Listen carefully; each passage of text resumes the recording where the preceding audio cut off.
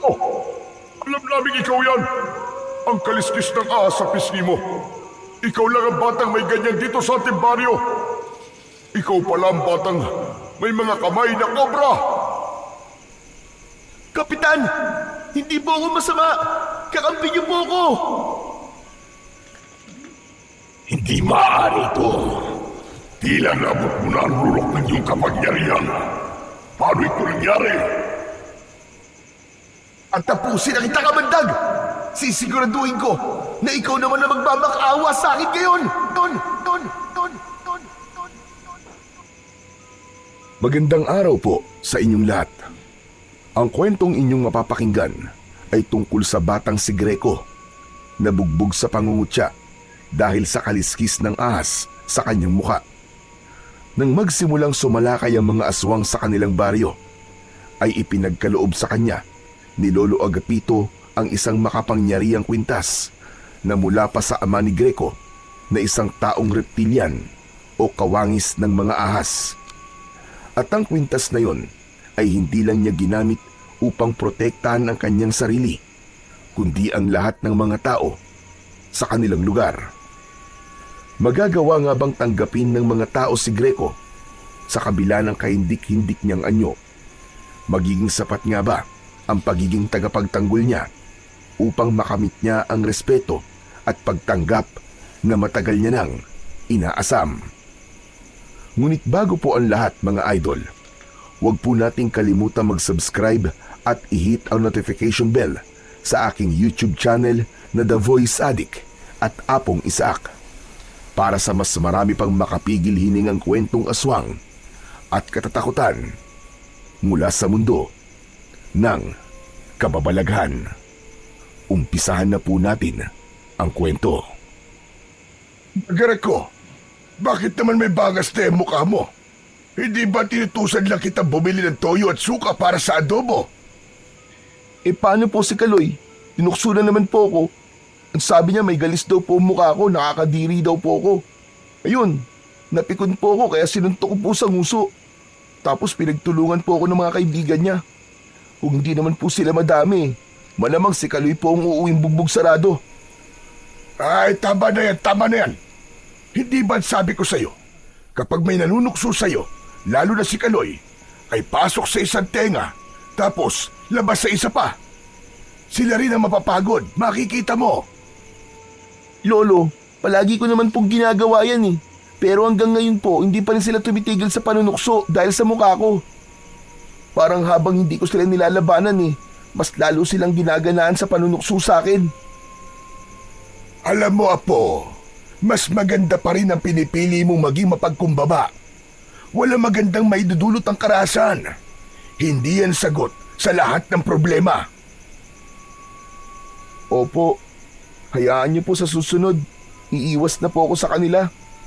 Talagang hindi ko lang naman po napigilan ng lumaban sa kanila eh. Lo, ito na po pala yung toyo at suka na pinabibili niyo sa akin. O siya, sige.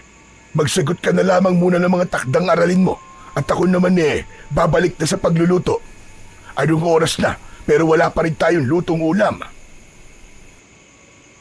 Nagtungo na si Lolo Agapito sa maliit nilang kusina ng bahay ni Greco, habang si Greco naman ay umupo at hinarap ang mga takdang aralin niya na kailangan niyang sagutan. Ngunit hindi niya magawang ituon ang atensyon niya roon. Umaalingaw-ngaw pa rin sa isip niya ang panlalait ni Kaloy sa kanya dahil sa tila kaliskis ng ahas sa kanyang kaliwang pisngi. Ayon kay Lolo Agapito, isinilang si Greco na meron ng ganun sa muka. Pinaglihiraw kasi siya ng namayapa niyang ina sa ahas, kaya marahil ay may kaliskis ng ahas ang kanyang muka. Simula na magkaisip si Greco, ay namulat na siya sa panunukso ng mga batang kaedad niya. May iba rin na gaya ni Kaloy na sinasabing galis ang nasa kanyang muka. Hindi nagtagal ay tinawag na siya ni Lolo Agapito para maghapunan. Habang kumakain ang maglolo, ay tahimik pa rin si Greco. Greco, Apo, bakit parang ang tamlay-tamlay mo? Huwag mong sabihin, ayaw mo ng ulam natin ngayon. Hindi ba paborito mo yung adobong baboy? Lo, naisip ko lang po kasi na kung buhay siguro si nanay, ay may magtatanggol po sa akin, no? Aba, oo naman. Kilala ko ang nanay mo. Ayaw nung naaapi ang mga mahal niya sa buhay. Lalo ka na, kasi anak ka niya. Eh si tatay po kaya, kung nandito po kaya siya ipagtatanggol niya rin po kaya ako? Nasamid bigla si Lolo Agapito. Uminom muna ito ng tubig bago muling nagsalita. Huwag na natin pag-usapan ng tatay mo, Greco. Pero hindi po ba buhay pa siya? Buhay pa nga siya, pero iniwanan niya kayo ng nanay mo. Biruin mo, hindi ka pa naipapanganak sa mundo, ay para na siyang bulang naglaho. Kaya ayoko nang nababanggit mo ang tatay mo. Nagkakaintindihan ba tayo? Walang imik na tumango si Greco. Kahit ang totoo, ay nais niyang mapag-usapan nila ang tatay niya. Base sa kwento ni Lolo Agapito, iniwanan ng tatay niya ang kanyang nanay habang buntis ito. Walang nakakaalam kung saan ito nagpunta at labis yung dinamdam ng nanay ni Greco, habang ang nanay naman niya ay nasawi matapos siyang ipanganak. May hinala si Lolo Agapito na labis na iniisip ng nanay ni Greco ang pag-alis ng asawa nito, kaya nabinat ito at bigla na lang binawian ng buhay. Sa kabila ng kakaibang bagay na nasa mukha ni Greco, ay pinipilit pa rin niyang mabuhay bilang isang normal na bata. Ngunit halos lahat ay nilalayuan siya dahil sa kakaiba niyang itsura. Madalas siyang mapaaway, hindi lang sa baryo nila, kundi maging sa eskwelahan. Ilang beses din siyang huminto sa pag-aaral dahil sa matinding pambubuli sa kanya. Kaya sa edad niya na 11, ay grade 3 pa lamang siya. Isang hapon, umuwi si Greco mula sa eskwelahan na namumugto ang mga mata. Nang makita siya ni Lolo Agapito, ay may pag-aalala siya nitong kinausap. Nung isang araw, may bangas ka sa muka. Ngayon naman, mukhang umiyak ka. Bakit na naman ba? Ano ba nangyari? Paano kasi, Lo? Tinukso ko ng mga kaklase ko pati teacher namin. Pinagtawanan pa ako. Ayoko na pong pumasok sa eskwelahan. Tutulungan ko na lang po kayo sa pagtatanim at pagtitinda ng gulay. Aba, hindi naman ako papayag sa sinabi mong yan. Dapat ay makapagtapos ka ng pag-aaral. Sayang ang talino mo, apo. Sandali lang. Bakit ka ba nila pinagtawanan? Talagang tinanong mo pa, Lolo. Siyempre, dahil sa kaliskis sa mukha ko. May dula kasi kami tapos may tauhan na aswang. Ang sabi po ng mga kaklase ko, ako na lang daw po ang gumanap na aswang kasi nakakatakot na raw po ang mukha ko. Pinagtawanan po ako ng lahat. Tapos yung teacher namin, na umasa ako na ipagtatanggol ako, nakitawa na rin. Aba, ibang klase rin ang guro mo, ane. Imbis na sawayin ng mga kaklase mo, ay nakisali pa. Abay, kagaling. Lo, wala na po bang pag-asa na maalis tong kaliskis sa mukha ko? Ano po kaya kung humingi na tayo ng tulong kay Mayor at baka pwedeng ipatanggal to sa mga doktor? Tinapik ni Lolo Agapito ang balikat ni Greco at ngumiti ito. Greco, alam ko na sa ngayon ay panunukso lang ang ibinibigay sa iyo ng mga kaliskis na yan sa iyong mukha. Pero darating ang panahon na magpapasalamat ka kasi meron ka niyan. Isa pa, yan ang pagkakakilanlan mo. Aba, kapag may nagtanong na sino nga ba yung batang may kaliskis ang mukha, hindi ba't ikaw kagad ang maiisip nila? Kahit na po, Lo. Ayoko pa rin po nito. Gusto ko po maging normal na bata. Normal ka, Greco. Huwag mong iisiping hindi. Huwag mong hayaan ng ibang tao na magdikta sa iyo kung ano ang normal sa hindi. Tandaan mo ito, apo. Ano man ang kapansanan o itsura ng isang tao, basta't wala siyang ginagawang masama o hindi siya nananapak ng ibang tao, ay wala siyang dapat na ikahiya. Sige na, magpalit ka na ng damit mo at ng malaban na yung uniforme mo. Hindi na lang nakipagtalo si Greco kay Lolo Agapito. Kahit maganda ang sinabi ng matanda, ay hindi pa rin siya nito nakumbinsi na walang mali sa kanya, lalo na't alam niya na naiiba ang itsura niya sa ibang batang kagaya niya. Kaya nangako siya sa kanyang sarili na kapag may trabaho na siya, ay mag-iipon siya ng pera at ipatatanggal niya talaga sa mahuhusay na doktor ang kaliskis ng ahas sa kanyang muka. Makalipas ang ilang araw, kumalat sa baryo ni Greco ang pagkawala ng mga alagang hayop. May mga nagsabi rin na natagpuan ng ilan ang mga alagang baboy at kambing sa bukana ng gubat na wakwak ang tiyan at durug-durug ang mga lamang loob. Kahit walang alagang hayop, ay nakaramdam pa rin ng pagkabahala si Greco at Lolo Agapito sa pangyayaring yun sa lugar nila. Nakakatakot na talaga ang nangyayari dito sa baryo natin, Apo. Wala namang ganito noon. Sino namang kaya ang salarin sa pagpatay at pagkawala ng mga alagang hayop? Kaya nga po nadaanan ko nga po kanina si Aling Tonya. Nagmumura kasi yung mga manok niya ay nakita niyang wala ng mga ulo paggising niya. Lo, hindi po kaya adik ang gumagawa nun? Pwede. Pero pwede ring aswang. Aswang?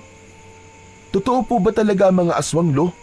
Sa tagal ko po kasing nabubuhay, hindi pa po ako nakakakita ng aswang hanggang ngayon.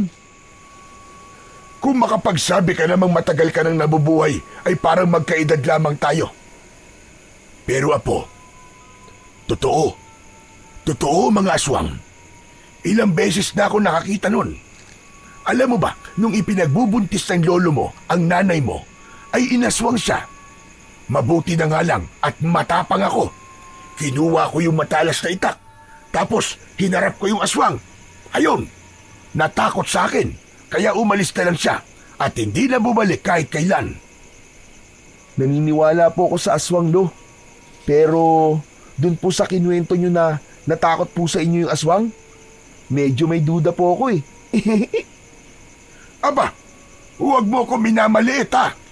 Hindi ba naikwento ko na sa'yo na ang angkan natin ay mula sa lahi ng mga antingero. May ilang anting-anting akong namana sa lolo ko nun at karamihan ay ginagamit sa pakikipaglaban sa mga aswang. Talaga po? Inasan po yung mga anting-anting nyo, Lo? Wala na. Nawala ng lahat. Nung nagkaroon kasi ng malakas na bagyo dito sa ating baryo noon, ay nagiba tong bahay natin. Natabunan ng putik ang mga gamit natin, kasama na nga yung mga anting-anting. Hindi ka pa ipinapanganak noon, kaya hindi mo yun alam. Nagpatuloy ang kwentuhan ni Greco at Lolo Agapito tungkol sa mga aswang at anting-anting. Nakuha ng mga bagay na yon ang atensyon ni Greco sa dahilang hindi niya malaman. Isang gabi, magkatabing nakaiga sa papag sina Greco at Lolo Agapito. Kapansin-pansin na hindi mapakali si Lolo Agapito sa pagkakahiga. Minsan ay tatalikod dito ng higa, tapos bigla namang titihaya. Nang marinig ni Greco ang mahinang pagdaing ng lolo niya, ay hindi niya na napigilang magtanong. Lo, ano po bang nangyayari sa inyo? Ang likot-likot niyo po matulog Hindi po tuloy ako makatulog.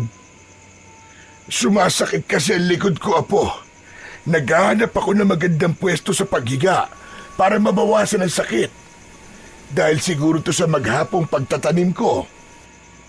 Kasi naman kayo, Lolo Ang sabi ko po sa inyo, tutulungan ko kayo.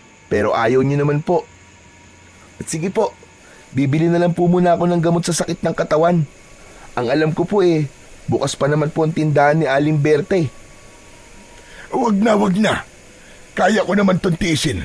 Matulog ka na at may pasok ka pa bukas sa eskwelahan. Hay naku, Lo. Sa tingin niyo po ba'y makakatulog po ako sa likod niyo? Sige na po, bibili na lang po ako ng gamot saglit. Hindi na nga nagpapigil pa si Greco kay Lolo Agapito. Tumayo siya at kumuha ng pera sa wallet ng lolo niya. Mag-isa siyang lumabas ng bahay nila at naglakad papunta sa tindahan ni na Aling Berta. Ngunit bago siya makarating sa tindahan, ay nakasalubong niya si Kaloy. Hindi niya sana ito papansinin, pero humarang ito sa daraanan niya. Mayabang siyang tinitignan ni Kaloy. Hoy! Bakit nasa labas ka pa ng ganitong oras, ha? Hindi mo ba alam na may aswang na gumagala? Aswang? Hindi pa nga sigurado kung aswang yung pumapatay sa mga hayop, di ba? Tsaka, bibili lang ako ng gamot ni Lolo. Tumabi ka nga dyan. Sa bagay, kung ako ang aswang, hindi rin kita bibiktimahin, no? Kasi, matatakot ako sa mukha mo. Hoy Kaloy, kung ako rin ang aswang, hindi rin kita kakainin. Kasi paniguradong maasim ang dugo mo. Lasang panis. Parang amoy ng kilikili mo. Nagusot bigla ang mukha ni Kaloy sa sinabi niyo ni Greco. Agad niyang nakita ang pag-angat ng kamao nito para suntukin siya. Bago pa man dumapo ang kamao ni Kaloy sa mukha niya, ay mabilis niya na yung nahawakan. Matalim ang mga matang tinitigan ni Greco si Kaloy. Magpasalamat ka dahil masunurin ako sa lolo ko. Sinabi niya na huwag akong makikipag-away sa'yo. Alam mo bang kayang-kaya kitang bugbugin ngayon, Kaloy? Hindi ako natatakot sa'yo, no? May kaliskis ng asa mukha. Inaano ka ba ng kaliskis ko sa mukha, ha? Wala ka ba magawa sa buhay mo? Kaya pati ako, na nananahimik ay ginugulo mo? Siguro, hindi ka mahal ng mama mo, no? Ha, at least, meron akong mama. Eh ikaw, wala na. Tigok na. Hindi nagustuhan ni Greco ang sinabi ni Kaloy. Mariin niyang pinisil ang kamao nito at narinig niya ang pagtunog ng mga buto nito roon. Aray! Aray ko, tama na! Tama na, masakit! Marahas na binitiwan ni Greco ang kamay ni Kaloy. Umuwi ka na, Kaloy. Dahil kapag nagdilim ang paningin ko sa'yo, bubugbugin talaga kita dito. Tandaan mo, wala dito ang mga tropa mo ngayon. Kayang-kaya kitang balasahin. Umanda ka lang talaga sa akin bukas sa school. Aabangan kita sa gate. Matapos yun, ay nagmamadaling tumakbo palayo si Kaloy. Napailing na lamang si Greco dahil napatunayan niya na matapang lang pala si Kaloy kapag kasama nito ang mga kaibigan nito. Isinantabi muna niya ang inis niya at nagpatuloy na siya sa paglalakad papunta sa tindahan. Nagpasalamat sa Diyos si Greco sapagkat bukas pa ang tindahan ni Aling Berta at nakabili siya ng gamot na kailangan ng kanyang lolo Agapito. Bago siya umuwi, ay nagpaalala si Aling Berta na mag-iingat siya dahil may mga nagsasabi na meron na ngang aswang sa baryo nila at yun ang salarin sa pagkawala at pagkamatay ng mga alagang hayop. Likas kay Greco ang pagiging matapang, kaya ipinagkibit balikat niya na lamang yun at kampante siyang naglakad pa uwi. Hanggang sa napahinto siya nang may naramdaman siyang tila may nakasunod sa kanya. Nang hilakbot si Greco nang may nakita siyang nakakatakot na nilalang na nakatayo ilang metro lamang ang layo mula sa kanya. Medyo mahaba ang braso nun at kitang-kita niya ang matutulis na kuko ng nilalang. Ang mata nun ay parang dalawang bolang apoy na nagbabaga. Hindi na nagdalawang isip si Greco. Mabilis siyang tumakbo pero hinabol siya ng nilalang. Dinig niya ang nakakatakot nitong pag-angil na maihahalin tulad sa isang mabangis na hayop. Nang malapit na siya sa kanilang bahay, ay doon na siya nagsimulang sumigaw. Lolo! Tulong! May humahabol sa akin na halimaw! Bago pa makapasok si Greco sa bahay, ay bigla siyang sinunggaban ng nilalang sa kanyang likod. Napasubsob siya sa lupa. Naramdaman niya ang bigat ng nilalang sa likod niya hanggang sa bumaon ang mga ngipin nito sa kaliwang balikat niya. Lolo! Tulungan niyo ako! Pinapatay ako ng halimaw! Tulong! Bumukas ang pinto at lumabas si Lolo Agapito na may hawak na matalas na itak.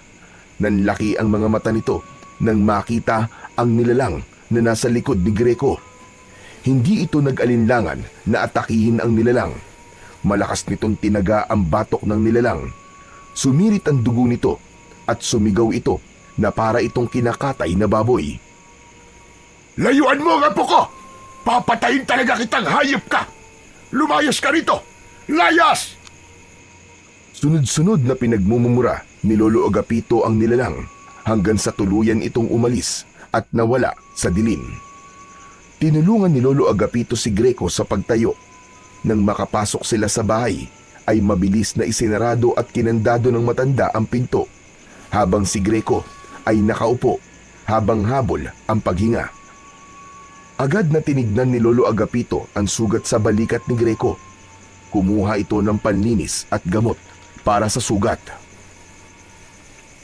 Lolo, ano po bang halimaw yun?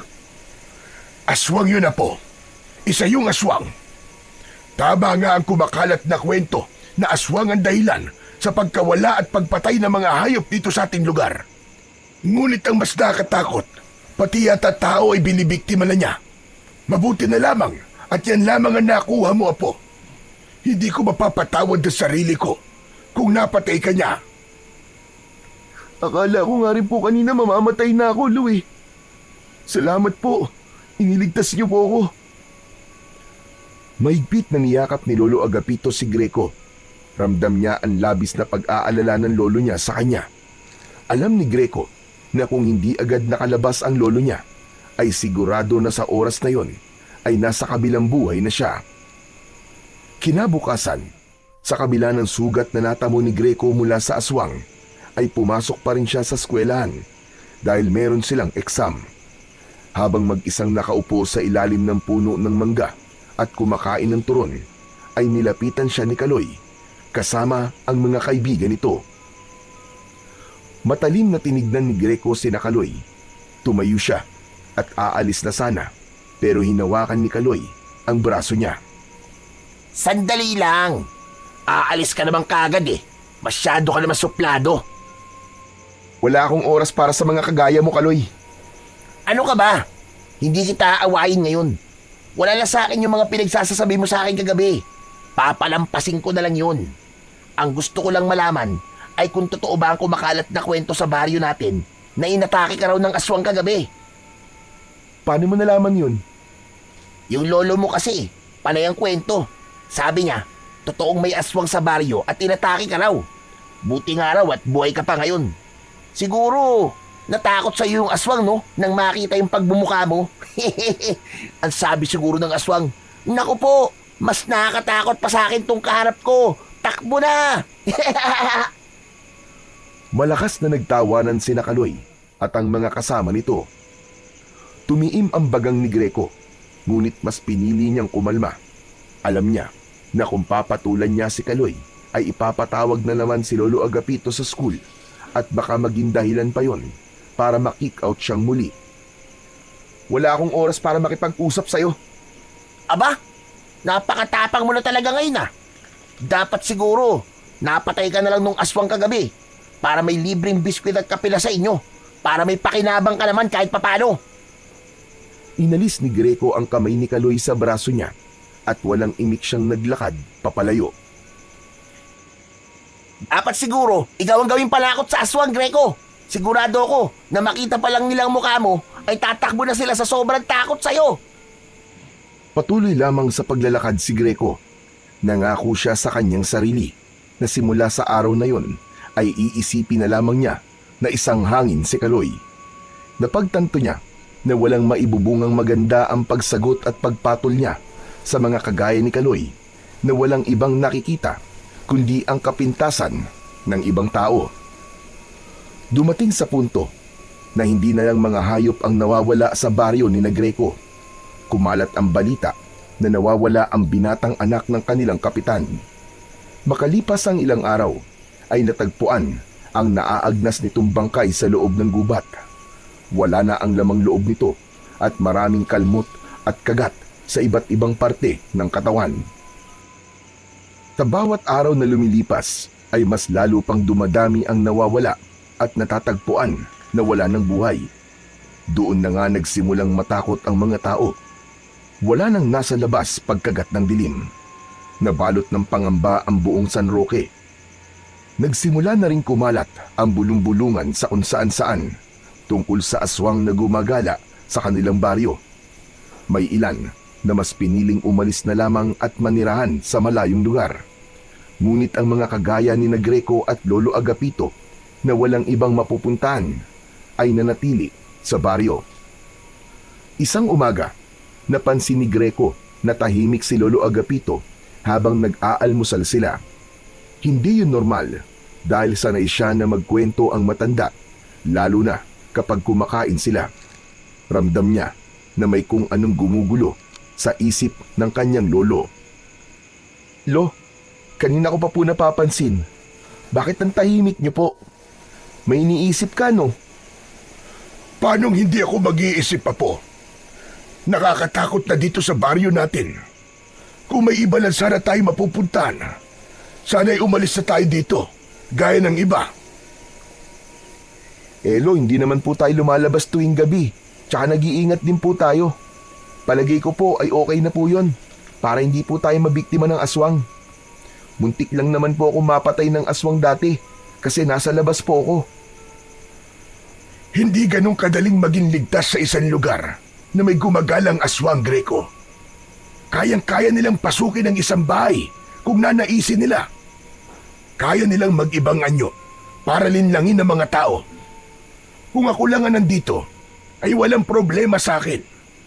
Matanda na ako at handa na ako mamatay kahit na anong oras. Pero ikaw, Apo, ikaw ang inaalala ko. Napakabata mo pa at marami pang pwedeng mangyari sa iyong buhay. Lo, wag naman po kayong magsalita ng ganyan. Para po kasing nagpapaalam na kayo sa akin eh. Paano po ako, Lo, pag nawala po kayo? Saka Lo, kaya ko naman po ang sarili ko eh. Sinusunod ko po ang mga sinasabi niyo sa akin para hindi po kayo nag-aalala. Alam ko, Apo, pero hindi natin alam ang pwedeng mangyari sa mga susunod na gabi. Kailangan ay masiguro kung ligtas ka at kung sakali man ay meron kang panlaban sa aswang. Natigilan si Greco. Seryosong seryoso ang lolo niya at parang may iba pa itong nais sabihin. Maya-maya ay malalim na huminga ang matanda. Tumayo ito at may kinuha sa lumang aparador. Nang bumalik ito sa pagkainan, ay may hawak itong maliit na kahon na gawa sa kahoy. Inilapag nito yon sa gitna ng lamesa. Lo, ano po yan? Hindi sumagot si Lolo Agapito. Binuksan nito ang kahon at tumambad kay Greco ang isang kwintas na may kakaibang palawit. Ang palawit ay kulay itim na parang pinatigas na kaliskis. May kalakihan ang kaliskis, kaya sigurado siya na nagmula yon sa isang malaking hayop. Lo, ano po ang kwintas na yan? Naibibenta po ba yan, Lo? Ang gusto ko sana ay manatiling lihim ang bagay na ito. Pero sa nangyayari ngayon, dito sa ating baryo, ay wala na ako mapagpipilian pa, kundi ang sabihin sa iyo ang lahat. Greco, makinig kang mabuti sa akin. Alam kong mahirap paniwalaan ang mga sasabihin ko, pero sana ay lawakan mo ang iyong pag-iisip. Lolo naman eh, kinakabahan naman po ako sa mga sinasabi niyo eh. Muling nagpakawala ng malalim na paghinga si Lolo Agapito. Bago muling nagsalita. Apo, alam ko ang dahilan kung bakit may kaliskis ng ahas ang mukha mo. Hindi yan dahil sa pinaglihikan ng nanay mo sa ahas, kundi dahil ang tatay mo ay isang taong reptilian. Ang taong reptilian ay isang nilalang na kalahating tao at reptilian. Nagkataon na ang tatay mo ay kalahating ahas. Lolo naman eh, saan comics niyo po ba binasa yung sinasabi niyo? Apo, nagsasabi ako sa iyo ng totoo. Hari ng mga taong reptilian ng iyong ama, na si Serpino. Sa kabila ng nakakatakot niyang anyo, ay mabuti ang puso niya. Ang nais niya ay ang kapayapaan sa pagitan ng mga tao at ng lahi nila.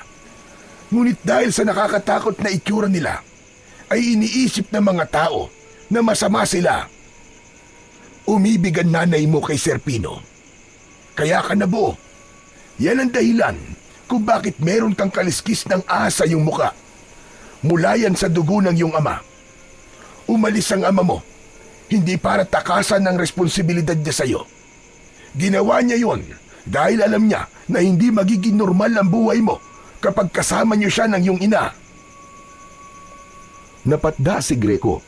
Hindi niya alam kung ano ang mararamdaman niya sa mga sinabi ni Lolo Agapito. Pakiramdam niya ay isang napakalakas na bomba ng katotohanan ang sumabog sa kanyang harapan. Kinuha ni Lolo Agapito ang kwintas sa kahon at ipinakita yon kay Greco. Ang kaliskis na ito ay mula sa tatay mo. Ito ay dinasalan niya at niritwalan upang maging mutya ng kaliskis ng Haring Cobra. Bago siya umalis, ay ibinigay niya to sa iyong ina. Ang sabi niya, ibigay ito sa iyo sa takdang panahon dahil ito ang magiging proteksyon mo laban sa kahit na anong panganib at kapahamakan. Ang totoo ay hindi ko alam kung anong nagagawa ng mutya na ito, pero may tiwala ako kay Serpino. Alam ko na kapag ginamit mo ito, ay mabibigyan ka nito ng proteksyon mula sa mga aswang. Kung ganun, Lo, buhay pa talaga ang tatay ko? Hindi ako sigurado, Apo. Pero sa tingin ko, ay buhay pa talaga siya. Wala rin akong ideya kung nasan siya ngayon. Lo, ang hirap pong paniwalaan ng mga sinasabi nyo. Isang taong reptilya ng tatay ko. Isang taong ahas.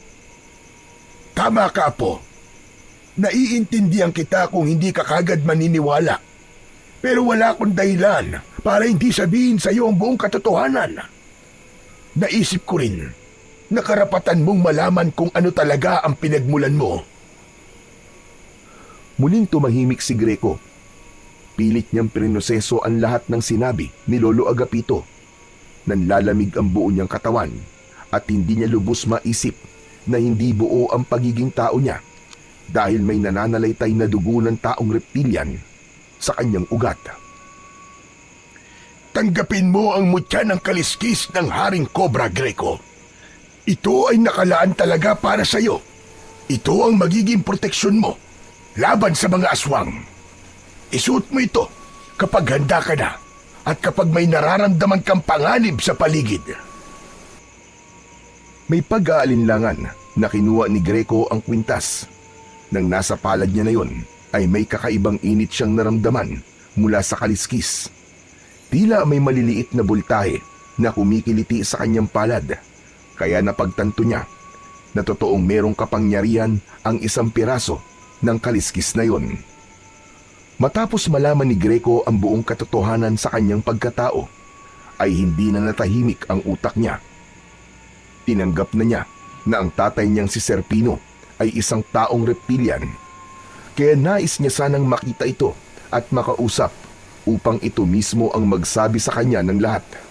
Ngunit alam niya na sa panahong yun ay imposible yung mangyari, lalo na't maging si Lolo Agapito ay hindi alam kung nasaan ito. Isang gabi, nakadungaw si Greco sa bintana habang hawak ang kwintas na may kaliskis ng kanyang ama. Mataman niya yung tinitignan. Ano kayang klaseng proteksyon na maibibigay mo sa akin? Habang nakatingin si Greco sa kwintas, ay tila may boses na paulit-ulit na bumubulong sa kanya na isuot niya ang kwintas.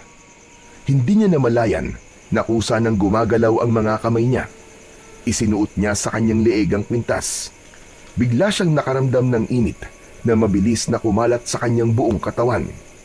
Parang may biglang dumaloy na kuryente sa kanyang mga ugat at sumakit ang ulo niya dahil pumintig yun ng malakas. Nanginig siya sa takot habang unti-unting sumisikip ang hininga niya na parabang may nagbabagong malaki sa loob niya na hindi niya kayang kontrolin. Mabilis na lumapit si Greco sa salamin na nakasabit sa dingding. Pakiramdam niya ay huminto ang paghinga niya nang makita niya na hindi na normal ang kanyang mga mata. Ang bilog na itim sa kanyang mata ay naging dilaw at pahaba gaya ng isang ahas. Napaatras siya at agad niyang napansin ang kanyang kamay. Napasigaw siya sa gulat nang makitang nagbago ang itsura ng kanyang mga kamay at naging dalawang ulo yun ng kobra. Gumalaw ang mga yon at lumalabas ang dila na parang may sariling buhay. Nang ibuka ng mga kobra ang bibig ng mga yon, ay nakita niya ang matutulis na pangil ng mga yon. Muling napasigaw si Greco sa labis na pagkabigla at takot. Lo! Lo, tulungan mo ako, Lo! Humahangos na pumasok sa bahay si Lolo Agapito. Ano ba nangyayari at sumisigaw ka? Naku, Diyos ko po! Maabagin langit! Ano nangyari sa'yo, Greco? Bakit may ganyan ang mga kamay mo? Maging si Lolo Agapito ay natakot sa itsura ni Greco. Kusang gumagalaw ang mga kobra niyang kamay na para bang yun ang may kontrol sa kanya. Hindi ko rin po alam, Lo. Isinuot ko lang naman po yung kwintas na binigay niyo sa akin eh. Tapos naging ganito na po ang itsura ko. Kapwa nataranta sina Greco at Lolo Agapito hanggang sa may narinig si Greco mula sa malayo na humihingi ng tulong. Kusang gumalaw ang katawan niya at bigla siyang tumalon sa bintana. Gwapo! Bumalik ka rito! Saan ka pupunta? Hindi ko po alam, Lo. Hindi ko po mapigilan ang mga paa ko. Tulungan niyo ako, Lo. Kahit anong pigil ni Greco sa pagakbang ng mga paa niya, ay hindi siya nagtagumpay. Tumakbo siya sa madilim na daan ng mabilis ang mga hakbang at halos hindi na dumidikit sa lupa ang kanyang mga paa. Hanggang sa makarating siya sa bukana ng gubat kung saan nakita niya ang isang lalaki na nakasubsob sa lupa. May sugat yon sa balikat habang may aswang na nakatayo sa paanan nito. Hindi nagdalawang isip si Greco. Itinaas niya ang kanyang mga kamay at agad na gumalaw ang dalawang kobra na parang handang umatake. Mabilis siyang sumugod sa aswang at inundayan niya ng suntok ang aswang gamit ang kanang kamay at agad kinagat ng kobra ang braso ng halimaw. Napaatras ang aswang at umungol ito ng dahil sa labis na sakit. Umatake ang aswang kay Greco at tumalon ito papunta sa kanya. Subalit maagap siyang yumuko at binigwasan ng suntok ang tiyan nito. Ang kobra sa kanang kamay niya ay bumuga ng berdeng malagkit na likido at tumama yon sa muka ng aswang, direkta sa mata. Nagsisisigaw ang aswang habang mabilis na nilulusaw ng kamandag mula sa kobra ang muka nito. Gumapang ang likido pababa sa liig nito hanggang sa umabot na sa tiyan. Para yung matapang na asido na sinusunog at nilulusaw ang bawat madaanan. Natunaw ang laman ng aswang hanggang sa umusok ang buong katawan nito at tuluyang humandusay sa lupa. Humihingal si Greco. Nanginginig siya sa pagod at kaba. Lumapit siya sa lalaking kanyang sinagip. Ngunit sa halip na magpasalamat ay nanlaki pa ang mga mata nito nang dahil sa takot. Napatingin ito sa mga kamay na kobra ni Greco at napasigaw ang lalaki sabay takbo palayo. Ayos ah. Bigla na lang umalis. Salamat ah. Ikaw na nga niligtas eh. Ikaw pa ang tumakbo. Napako si Greco sa kanyang kinatatayuan. Tumingin siya sa kanyang mga kamay na hindi niya maikakaila na talagang kakaiba. Ano ba itong nangyayari? Bakit parang ang lakas-lakas ko kanina? Nang sandaling yon ay dumating na si Lolo Agapito. May dala itong kumot at itinakip nito yon sa mga kamay ni Greco. Pagkakita ng matanda sa walang buhay na katawan ng aswang ay nagulat ito. Diyos ko po, mahabagin langit! Greco, ikaw ba ang may gawa niyan? Hindi po ako, Lo. Ito pong dalawang kobra sa kamay ko. Para pong kinokontrol nila ako eh. Wala po akong nagawa. Ang mabuti pa ay sa bahay na tayo mag-usap. Mahirap na at baka may makakita pa sa'yo rito. Inakay ni Lolo Agapito si Greco pabalik sa bahay nila. Nakayuko siya dahil baka may makakitang ibang tao sa kakaiba niyang mga mata. Habang ang kumot ay hindi niya inalis sa mga kamay niya na hanggang sa sandaling yun ay ulo pa rin ng kobra. Hindi nagtagal ay nakarating na sina Greco sa bahay. Mabilis na isinarado ni Lolo Agapito ang pinto. Magkaharap silang naupo sa sala. Marahang inalis ni Lolo Agapito ang kumot na nakatakip sa mga kamay ni Greco nang bigla na lamang muntik nang tuklawin ang matanda ng mga kobrang kamay ni Greco. Mabuti na lang ay mabilis yung nabawi ni Greco. Pambihira! Ano ba yung mga kobrang yan? Masyadong agresibo. Hoy, kayong dalawa! Huwag niyong sasaktan ng Lolo Agapito ko! Tila naintindihan ng dalawang kobra ang sinabi ni Greco at kumalma na ang mga yon. Maya-maya ay nababahalang tumingin si Greco sa kanyang lolo. Lo, ano pong gagawin natin? Ayoko pong ganito ang mga kamay ko. Hindi po ako makakapasok sa eskwelahan at di po ako makakalabas ng bahay. Lo, ano gagawin ko, Lo? Sandali at nag-iisip ako. Huwag kang mataranta.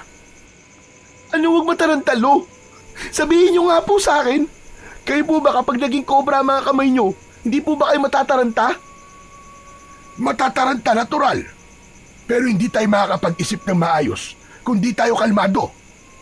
Pero hindi ba, at sabi mo kanina, ay naging ahas sa mga kamay mo nang isuot mo ang kwintas? Opo, tama po kayo. Kung ganon, sige, hubarin mo ang kwintas po. Paano ko nga po mauhubad, Lolo? Ayaw po sumunod sa akin ng dalawang kobra na to. Oh. Kayo na lang po magubad ng kwintas ko, Lo. Hindi ba ako tutuklawin ng mga yan? Baka mamaya bugahan din ako ng kamandag ng dalawang yan, gaya ng ginawa nila dun sa aswang, at bigla na lamang ako matunaw dito. Yun nga po, hindi ko rin po alam eh. Hindi ko nga po sila makontrol, di ba? Ay nako! Ano ba kasing klaseng kwintas ang ibinigay sa'yo ng tatay mo? Hindi ko naman nakalain na magiging ganyan ang itsura mo at ang mga kamay mo. Sige na, Lo, alisin niyo na po yung kwintas. Baka po tama kayo na kailangan ko pong alisin ang kwintas na to para bumalik po ako sa dati kong anyo. Tumayo na si Lolo Agapito at pilit nitong kinalma ang kanyang sarili. Nang aabutin na nito ang kwintas, ay sabay na lumingon ang dalawang kamay na kobra ni Greco na parabang aatake ang mga ito. Oo, nakita mo na. Parang tutuklawin nila ako, Apo. Diyos ko, ayoko pang mamatay. Hoy, ano ba kayong dalawa, ha? Hindi ba't sinabi ko na sa inyo na huwag niyo sasaktan si Lolo Agapito? Kapag sinaktan niyo siya, ipapaputol ko kayo, sige. Umurong ang mga kobra na parabang natakot ang mga yon sa sinabi ni Greco. Muling sinubukan ni Lolo Agapito na hubarin kay Greco ang kwintas at nagtagumpay na nga ito sa pagkakataon na yon. Nang maalis sa katawan ni Greco ang kwintas, ay naramdaman niya na tila may humugot ng lakas at enerhiya sa kaloob-looban ng kanyang katawan. Naging mabilis ang pagbabalik niya sa dati. Unti-unting lumiit at bumalik sa normal ang kanyang mga kamay at nawala na ang mga ulo ng kobra sa kanyang kamao. Maging ang mga mata niya ay muling bumalik sa normal. Manghang-manghang pinagmasdan ni Greco ang mga kamay niya. Lo, tama nga po kayo.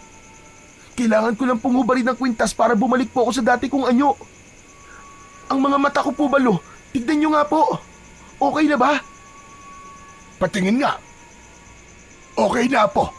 Normal ka na ulit. Sabi ko na nga, at kailangan mo lang hubarin ang kwintas. At kung gusto mo ulit na maging kobra ang mga kamay mo, ay isuot mo lang ang kwintas. Hindi na po. Ayoko na pong isuot ang kwintas na yan. Ayoko na pong maging kobra ulit ang mga kamay ko. Lalo na po parang sila po ang kumokontrol sa akin eh. Pero Greco, hindi mo ba naiisip na baka kaya ibinigay ng tatay mo ang kwintas na to sa'yo ay upang gamitin mo ito sa kabutihan at pagtulong sa mga tao? Hindi ko naman po kayo maintindihan, Lo eh. Paano po ako makakatulong sa mga tao gamit ang kwintas ng tatay ko? Tignan mo, yung ginawa mo kanina, yung pagpatay mo dun sa aswang. Hindi ba, tinulungan mo yung lalaki na tumakbo? Nakasalubong ko kasi siya kanina at sinabi niya na merong isang batang may ahas sa kamay na pumatay dun sa aswang. Sandaling natahimik si Greco at pinag-isipan ang sinabi ni Lolo Agapito. Oo nga po, tinulungan ko nga po siya. Pero natakot din po siya sa akin dahil sa itsura ko eh. Akala niya po yata aswang din ako. Ito na lang ang isipin mo, Apo.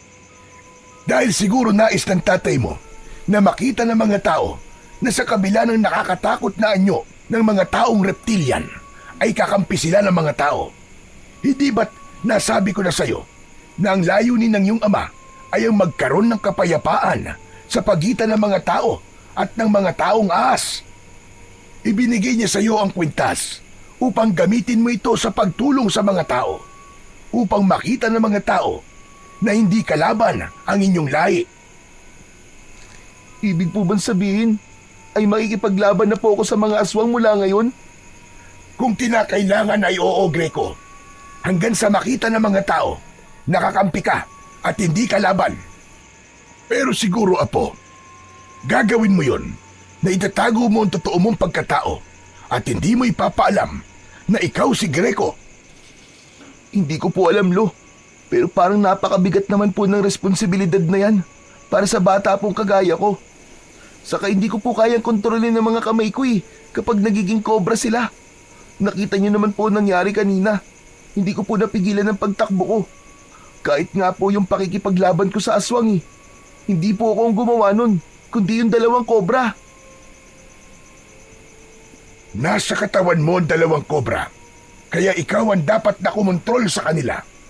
Matututunan mo rin silang kontrolin, Greco. Magtiwala ka lang. Kilala ko yung ama. Mabuti siya at hindi kanya ipapahamak. May dahilan kung bakit nais niyang gamitin mo ang mutya ng kaliskis ng Haring Cobra. Pag-isipan mo mabuti mga sinabi ko. Inabot ni Lolo Agapito ang kwintas kay Greco. Sandali niya yung tinitigan bago niya yun kinuha. Tinapik siya sa balikat ni Lolo Agapito, saka ito pumasok sa kwarto. Nang maiwang mag-isa si Greco sa bahay, ay nahulog siya sa malalim na pag-iisip. Nagtatalo ang puso at isip niya kung dapat ba niyang gamitin ang kwintas sa pagtulong sa mga tao o itago na lang niya yun at magpatuloy sa normal niyang buhay. Kinabukasan, mabilis na kumalat sa buong baryo ang kwento tungkol sa batang may kamay na kobra na lumaban at pumatay sa isang aswang sa bukana ng gubat. Maging sa mga katabing baryo ay umabot na rin ang kwentong yun. Nahati ang opinyon ng mga taga-baryo. May mga naniniwala nakakampi ang batang yun at isa yung tagapagtanggol dahil ito lamang ang nagkaroon ng lakas ng loob na labanan ng aswang. Ngunit may ilan ding natakot at naniwalang panganib ang dala ng batang yon dahil sa itsura nito. Nakarating kina Greco at Lolo Agapito ang usap-usapan ng mga tao. Habang nakahiga sila sa papag ng gabing yun, ay napag-usapan nila ang bagay na yun. Lo, sa tingin ko po ay hindi ko na dapat gamitin ang kwintas. Narinig ko po kasi kanina sa tindahan po ni Aling Berta na sinasabi daw po ng mga tao na halimaw daw po ako. Baka raw po mas masahol pa ako sa aswang. Mabuti na lang po talaga at hindi ako nakilala ng lalaking niligtas ko. Kung hindi, baka palayasin na po ako ng mga tao dito sa atin.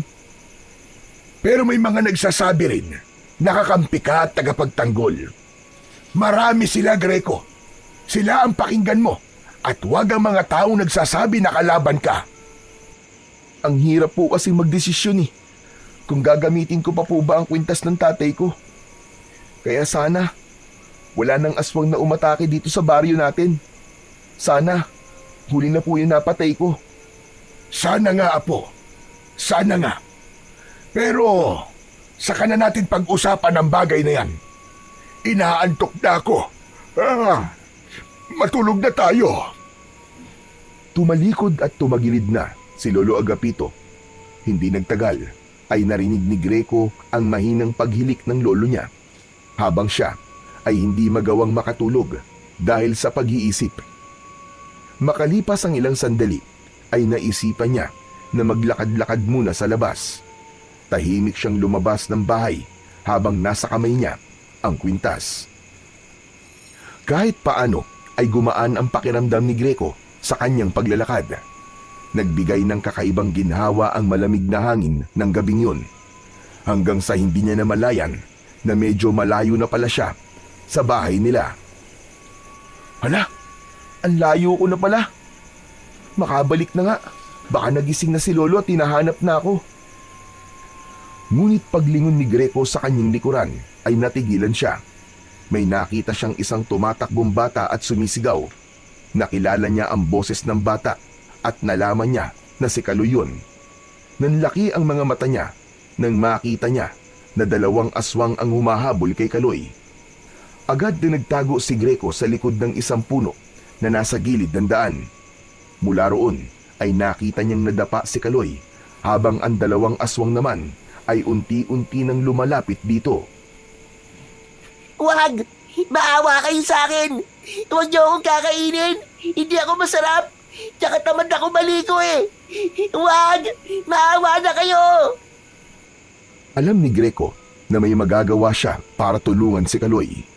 Ngunit natatakot siyang gamitin ang kapangyarihan ng kwintas dahil hindi siya sigurado kung sa pagkakataon ba na yon ay magagawa na niyang kontrolin ang mga kobra niyang kamay. Tulong! Tulungan niyo ako! Parang awa niyo na! Kakainin ako ng mga aswang! Ang sigaw na yon ni Kaloy ang nagtulak kay Greco sa desisyon na gamitin ang kwintas. Bago niya isabit ang kwintas sa kanyang leeg, ay kinausap na muna niya ito. Makinig ka sa akin ha. Gagamitin kita. Pero ayokong masyado niyo akong kinokontrol. Ako ang amo niyo. Ako ang dapat na susundin niyo. Maliwanag? Kahit walang nakuwang sagot, ay isinuot na ni Greco ang kwintas. Mabilis na naramdaman niya ang paggapang ng kakaibang lakas sa buong niyang katawan. Habang ang mga kamay niya ay naging ulo na nga ng kobra. Malikot ang mga yon at gumagawa pa ng tunog. Makinig kayo mabuti. May kailangan kayong iligtas. Tulungan niyo ako. Isang malalim na paghinga ang pinakawalan ni Greco bago siya lumabas sa pinagtataguan. Malalaki ang hakbang na lumapit siya kay Kaloy at iniharang niya ang sarili niya sa 2 aswang. Ko po! Batang may ahas na kamay! Naloko na! May halimaw! Humahimik ka nga. Ang ingay mo. Ikaw na nga nililigtas eh. Nang aasar ka pa. Hoy! At kayong 2 pangit na aswang. Ako ang harapin nyo. Tignan natin kung uubra kayo sa mga kamay ko. Itinaas ni Greco ang kanyang mga kamay na may ulo ng kobra. Gumalaw ang mga yun at tumingin sa 2 aswang na naglalaway. Umangil ang mga aswang at umatake ang isa kay Greco. Akmang sasakmalin siya nito pero inunahan na ito ng kobra sa kaliwang kamay niya. Kinagat nito ang leeg ng aswang. Agad naman siyang hinarap ng isa pang aswang. Sumugod ito ng mabilis at sinubukang kalmutin si Greco. Ngunit naunahan ito ng kobra na nasa kanang kamay niya. Mabilis itong gumalaw at binugahan nito ng kamandag ang aswang. Tumama yun sa mukha ng aswang. Napasigaw ang halimaw habang umaatras at pilit na inaalis ang kamandag na mabilis na lumusaw sa buong mukha nito. Nakawala ang isa pang aswang mula sa pagkakakagat ng kobra sa isang kamay ni Greco. Umatras ito at sinubukang kagatin si Greco. Sinalubong ito ng 2 kobra at tinuklaw ang magkabila ang balikat ng aswang. Saka nagbuga ng kamandag ang mga yon. Nanginig ang buong katawan ng aswang habang nilulusaw ng kamandag ang katawan nito. Bumagsak ito sa lupa, gaya ng isang aswang. Si Kaloy na kanina ay wala ng kapag-apag-asa, ay tulalang nakatingin lang kay Greco. Marahan itong tumayo at hindi inalis ang tingin sa kanya. Ligtas ka na.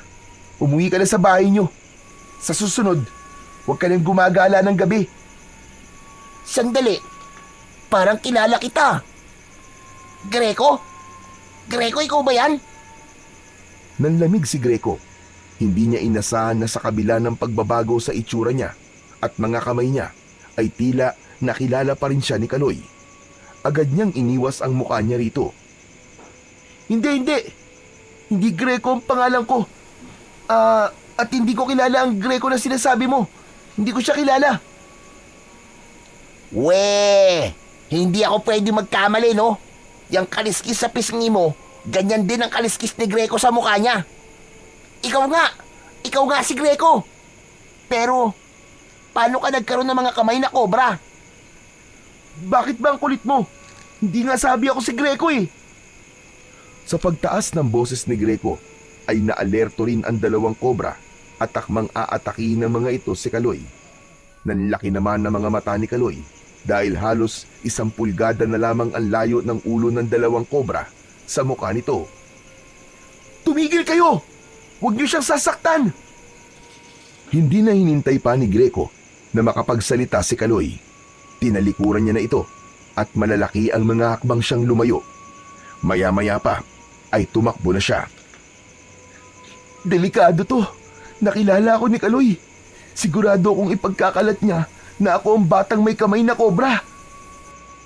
Labis na natakot si Greco sa mga susunod na mangyayari. Alam niya na kahit may ilan na naniniwalang mabuti siya, ay mas mananaig pa rin ang mga iniisip na kalaban siya. At ayaw niyang madamay ang kanyang lolo Agapito sa pwedeng gawin ng mga tao sa kanya. Kaya isang bagay lang ang naisip niyang gawin.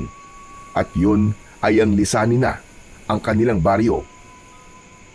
Pagdating ni Greco sa bahay nila, ay nagawa na niyang hubarin ng kwintas gamit ang bibig ng isang kobra. Naramdaman niya na sa pagkakataong yun ay unti-unti niya nang nagagawang kontrolin ang dalawang kobra sa kanyang kamao. Nang bumalik siya sa normal niyang anyo, ay dumiretso siya sa kwarto at ginising niya ang kanyang lolo Agapito. Agad na nagising ang matanda at may pagtataka na tumingin ito kay Greco. Aba, Apo, bakit pawis na pawis ka at parang pagod na pagod ka? Ano bang ginawa mo? Lo, kailangan ko na po umalis dito sa baryo natin. Kailangan ko po magpakalayo-layo. Mag-iimpake na po ako ng mga gamit ko. Mabilis na kinuha ni Greco ang bag niya na ginagamit niya sa eskwelahan. Inalis niya ang mga laman nun at isa-isa niyang kinuha ang mga damit niya na nakalagay sa kahon. Isinilid niya ang mga damit niya sa kanyang bag. Naguguluhan naman na lumapit si Lolo Agapito at pinigilan ang mga kamay ni Greco. Sandali nga! Ano ba nangyayari, Greco? Bakit aalis ka? Lo, may nakalaban po akong 2 aswang kanina. Napatay ko po sila. Habang tulog po kasi kayo, lumabas po muna ako eh. Tapos, nakita ko po si Kaloy na hinahabol ng mga aswang kaya tinulungan ko po siya. Pero lo, masama. Nakilala po ako ni Kaloy eh. Kahit tumanggi ako na hindi ako si Greco, ay parang sigurado po siya na ako ang batang may mga kamay na kobra. Anak ng kaliskis naman, oo. Bakit sa dami ng pwede makakilala sa'yo, ay ang Kaloy pa na yun? Kaya nga po kailangan ko na pong umalis dito sa baryo natin. Lo, kilala ko po si Kaloy. Sigurado po ako na ipagkakalat niya ang nalaman niya. Baka pagtulungan po ako ng mga tao na palayasin dito. Kaya, bago po nila gawin yun, ay ako na lang po ang aalis. Ipagpapatuloy na sana ni Greco ang paglalagay ng mga damit niya sa bag. Pero muling hinawakan ni Lolo Agapito ang mga kamay niya. Mas mahigpit sa pagkakataon na yon. Greco, tumigil ka sa ginagawa mo. Hindi mo kailangang umalis. Lo, aalis na lang po ako. Baka patayin po ako ng mga tao dito sa atin eh. At saka, baka idamay ka po nila. Ayoko mapahamak po kayo ng dahil sa akin. Hindi ako mapapahamak. Huwag kang mag-isip ng negatibo. Hintayin muna natin ang mga mangyayari. At kung sakali mang hindi maganda ang pagtanggap ng mga tao sa kung sino ka, ay ako ang bahalang makipag-usap sa kanila. Hindi kita pababayaan. Dahil apo kita at mahal na mahal kita, Apo. Napaluwa si Greco sa sinabing yun ni Lolo Agapito. Naramdaman ng lolo niya ang takot niya, kaya niyakap siya nito at hinaplos ang likod niya. Lo, natatakot po ako eh. Nung wala pa sa akin ng kwintas, ay matindi na po ang panghuhusgang natatanggap ko mula sa mga taga rito sa atin. Eh ano pa po kaya? Kapag nalaman nila na isa akong halimaw. Hindi ka halimaw, Apo. Walang halimaw na may mabuting puso. 2 tao nang naililigtas mo. siguro naman ay sapat na yun para isipin ng mga tao na hindi ka masama. Isa pa, tandaan mo ang layunin ng iyong ama. Kailangan magkaroon ng kapayapaan sa pagitan ng mga tao at sa mga taong reptilian na gaya mo. Alam kong ikaw ang susi para mangyari yun, Apo. At malay mo, kapag magkasundo na ang lahi mo at ang mga tao, ay magkaroon na ng lakas ng loob ang iyong ama na magpakita sa iyo. Bahagyang kumalma si Greco sa sinabing yun ni Lolo Agapito. Bagamat natatakot pa rin siya, ay pinili na lamang niyang alisin ang lahat ng negatibong bagay na tumatakbo sa kanyang isipan. Nang sumunod na araw ay maagang nagising si Greco. Tahimik siyang nakaupo sa may bintana ng kanilang kubo habang pinagmamasdan ng mga tao sa labas. Inasahan niyang anumang oras ay may kakatok sa kanilang pinto at palalayasin siya sa kanilang lugar. Malakas ang pakiramdam niya na sa oras na yun ay nagawa ng ipagkalat ni Kaloy ang nalaman nito tungkol sa kanya. Ngunit habang lumilipas ang oras ay nananatiling payapa ang paligid.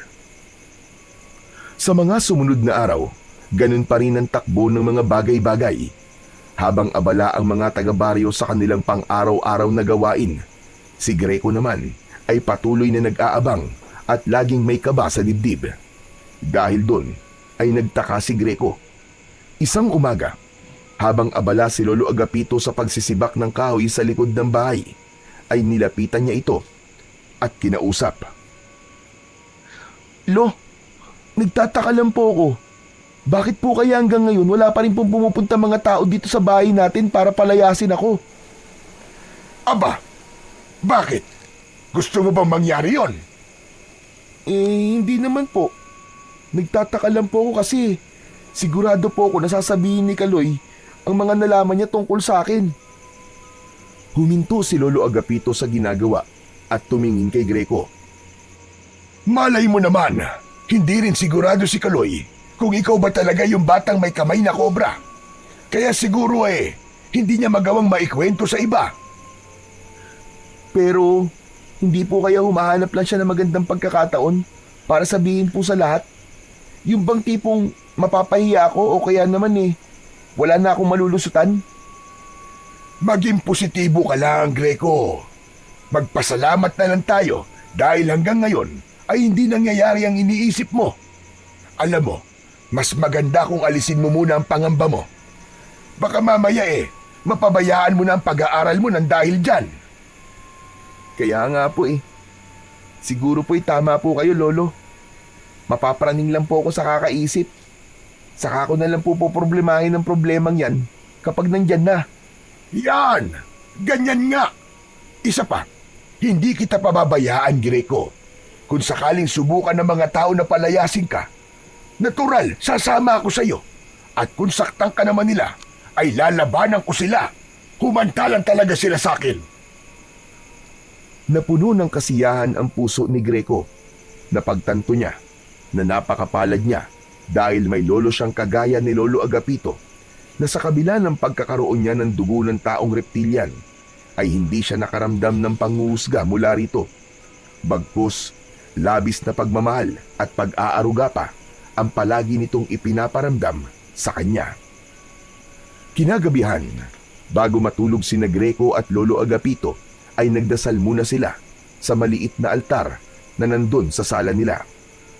Lumuhod sila roon at matiimtim silang nanalangin. Ipinagdasal ni Greco ang kaligtasan nila ng kanyang lolo, lalo na't wala silang ideya kung may mga aswang pa ba na sasalakay sa kanilang baryo.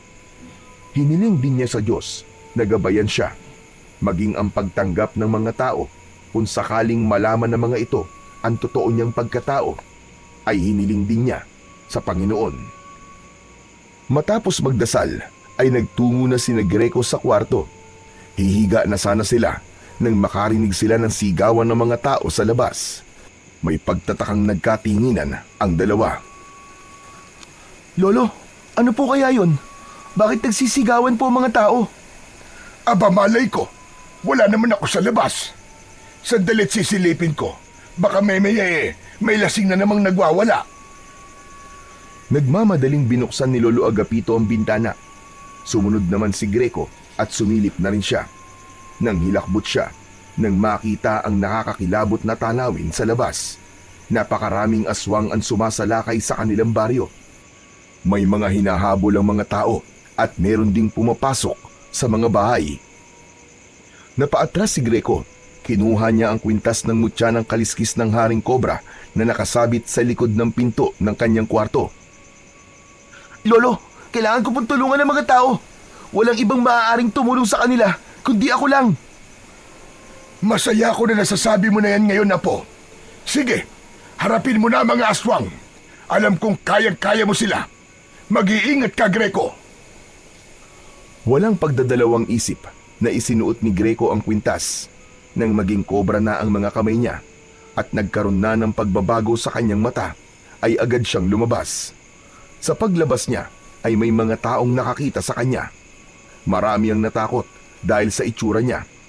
Hindi niya yun binigyan ng pansin dahil ang tanging nasa isip niya ng mga sandaling yun ay ang mailigtas ang lahat ng tao. Nakuha ni Greco ang atensyon ng mga aswang. Tumingin ang mga yon sa kanya na para bang tinatansya ng mga yon kung kalaban ba siya o kauri ng mga ito. Isang aswang ang unti-unting lumapit kay Greco. Husang gumalaw ang kobra sa kanang kamay niya. Binugahan nito ng kamandagang aswang na agad na lumusaw dito. Doon na nagkagulo ang mga aswang. Hoy! Mga pangit na aswang! Kung iniisip nyo, nakakampi nyo ako dahil gaya nyo ay nakakatakot ang aking itsura, nagkakamali kayo. Bibigyan ko pa kayo ng pagkakataon para umalis dito. Pero kung magmamatigas kayo, ay mapipilitan akong paslagin kayong lahat. Magkakasabay na umalulong ang mga aswang. Nanlilisik ang mga mata ng mga ito habang nakatingin kay Greco. Inihanda ni Greco ang sarili niya. Hindi siya sigurado kung kaya niyang makipaglaban sa ganong karaming aswang. Ngunit hindi rin niya kayang walang gawin at hayaan na mamatay ang mga tao sa kanilang baryo. Sumugod ang unang grupo ng mga aswang. Tumalon si Greco at ginamit niya ang liksi ng katawan upang salubungin ang isang aswang sa ere.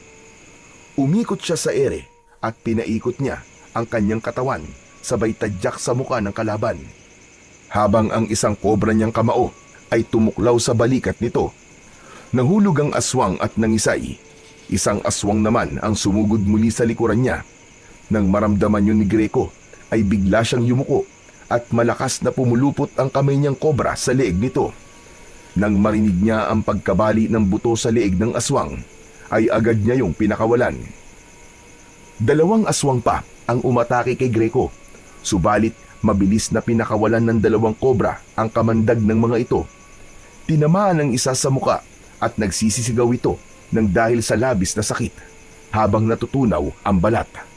Ang isa ay nakalapit at sinubukang kagatin si Greco pero mabilis siyang lumundag pa atras. Hinayaan niyang gumalaw ang mga kobra niyang kamay. Dinuraan ng mga ito ang aswang na yun. Naging sunod-sunod ang mga aswang na umatake kay Greco hanggang sa napaligiran na siya ng mga aswang. Subalit mabilis na nag-isip si Greco. Itinutok niya sa kaliwat kanan ang mga kamay niyang kobra at mabilis siyang umikot habang walang tigil na nagpapakawala ng kamandag ang dalawang kobra. Halos magkakasabay na bumagsak ang mga aswang na nasa paligid ni Greco. Lahat ay tinamaan ng kamandag at nangingisay sa lupa habang unti-unting nalulusaw. Nang makita ng mga natitirang aswang ang sinapit ng kanilang mga kasama, ay napaatras sa mga yon. Mabilis na tumakas sa mga aswang dahil sa labis na takot kay Greco.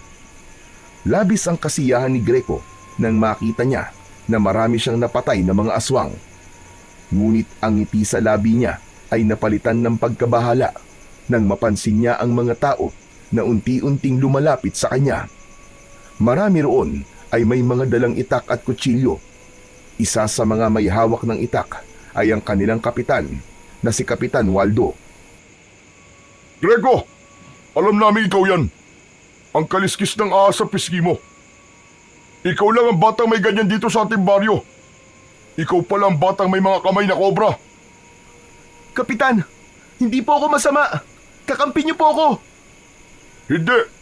Hindi kami naniniwala.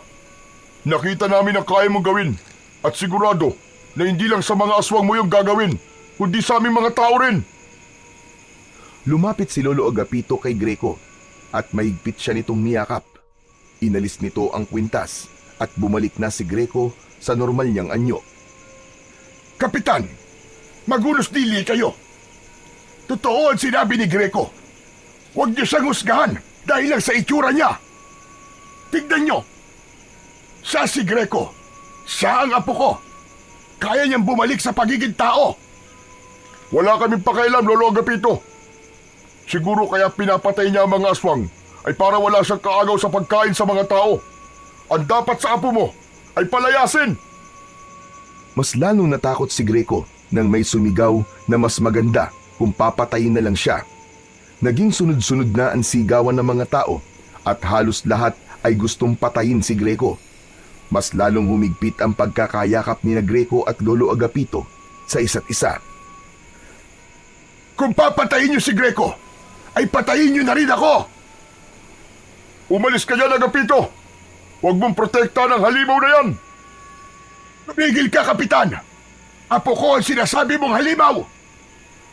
Patuloy sa sigawan ng mga tao, may mga nagsasabi na pati si Lolo Agapito ay dapat ding patayin dahil baka daw pati ito ay halimaw na rin, kagaya ni Greco. Nagkakamali kayo! Hindi halimaw ang lolo ko! Ako na lang ang patayin nyo! Lolo, umalis ka na! Hayaan mo nang gawin ng mga tao ang gusto nila! Mula sa kumpulan ng mga taong nakaikot kina Greco at Lolo Agapito ay lumabas si Kaloy. Hingal na hingal ito. Laking gulat ni Greco nang tumayo ito sa harapan niya habang nakaharap sa mga tao. Kung papatayin niyo si Greco, ay patayin niyo na rin ako! Kaloy, anong ginagawa mo? Kung hindi ako niligtas ni Greco, ay patay na sana ako ngayon. Pinatay na sana ako ng aswang. Utang ko sa kanya ang buhay ko. Umalis ka dyan, Kaloy! Huwag ka nang dumagdag sa problema namin! Talagang iniisip nyo, halimaw si Greco? Siguro halimaw ang panlabas niya, pero hindi ang panloob niya. Kahit palagi ko siyang inaaway, ay iniligtas pa rin niya ako. Saka hindi ba kayo nag-iisip?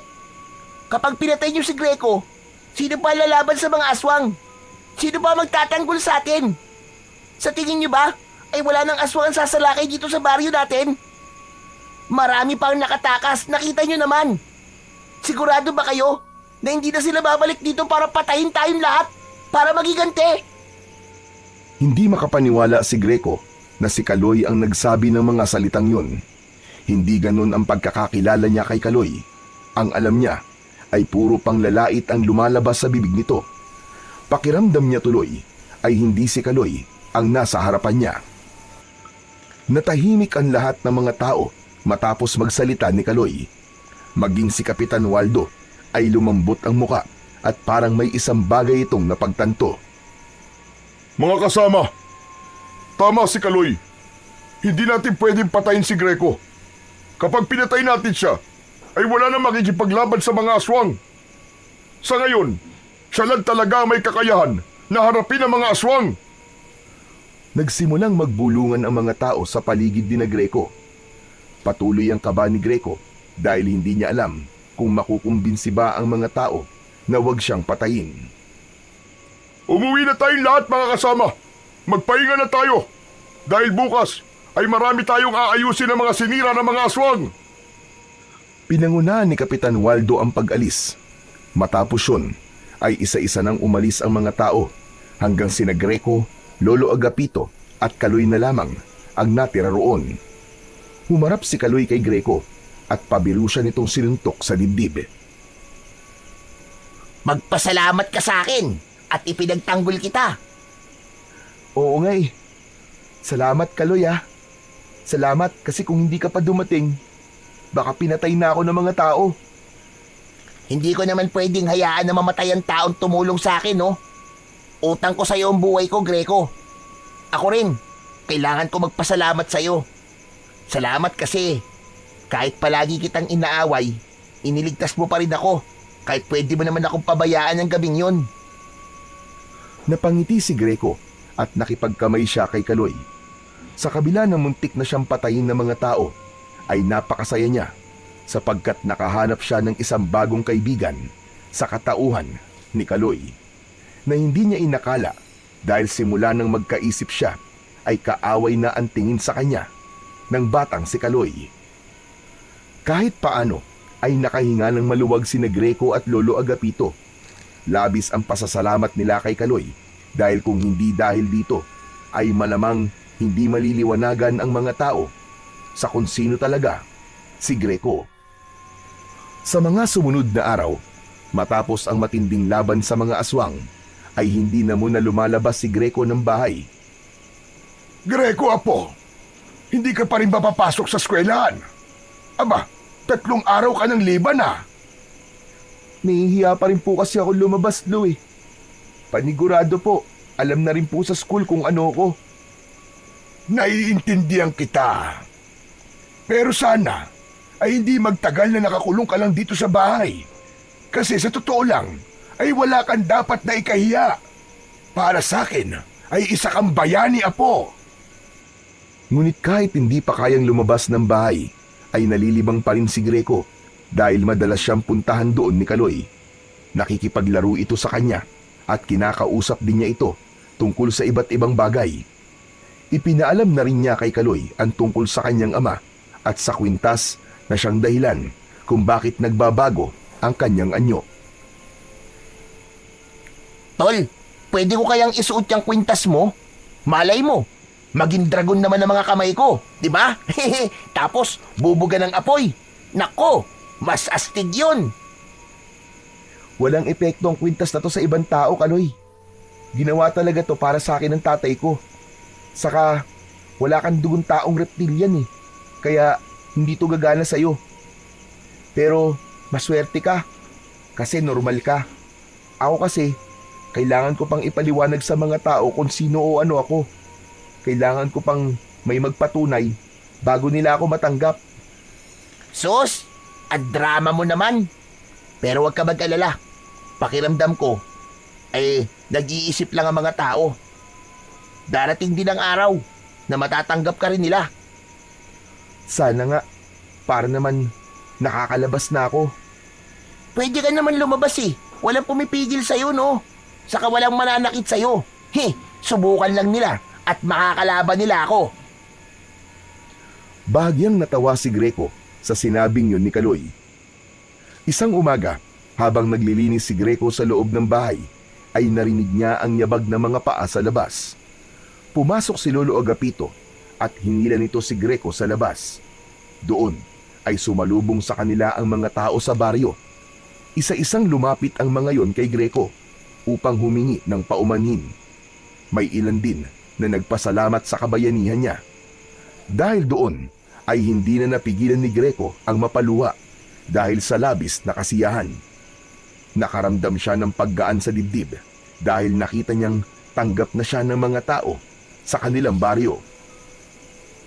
Isang gabi, mahimbing na natutulog si Greco sa tabi ni Lolo Agapito. Tahimik ang paligid at walang senyales na may sasalakay ng mga aswang. Simula ng malaking laban ni Greco sa mga aswang, ay tila natakot nang bumalik sa baryo nila ang mga yon dahil sa kanya. Ngunit sa gitna ng pagtulog ni Greco, ay bigla siyang napabalikwas ng gising. Habol niya ang paghinga na parabang pagod na pagod siya. Hanggang sa nakarinig siya ng huni ng mga ahas sa labas ng kanilang bahay. Nagtaka siya dahil sa tagal na nilang nakatira doon ay wala siyang nakitang ahas.